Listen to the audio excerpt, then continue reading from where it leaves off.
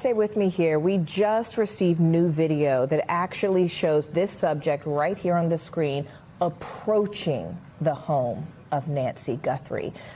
Watch this with me, Kelly, if you can. You can see his head appears to be bent, bowed over. He's looking down at the ground. And this, I'm guessing here that this is happening before the moment where we saw him searching for some type of brush to cover the camera. What do you see when you look at this newly released video? So we were given a little insight that this piece of video was coming as soon as it was available technically to produce it for the public. And this is considered an important piece of video because it does show the initial approach.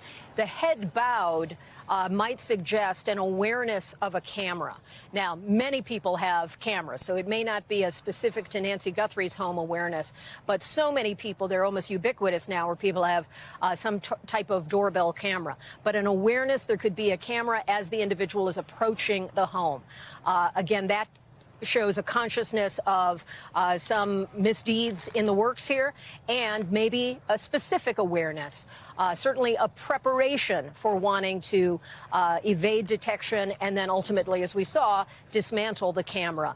And that could have been a very significant fact, the dismantling of the camera, if that had been the end of the story. But it's the depth of the resources that have been brought to bear that have allowed them to do the extra legs with the private sector help to get access to these images once the hardware was broken and removed at the home.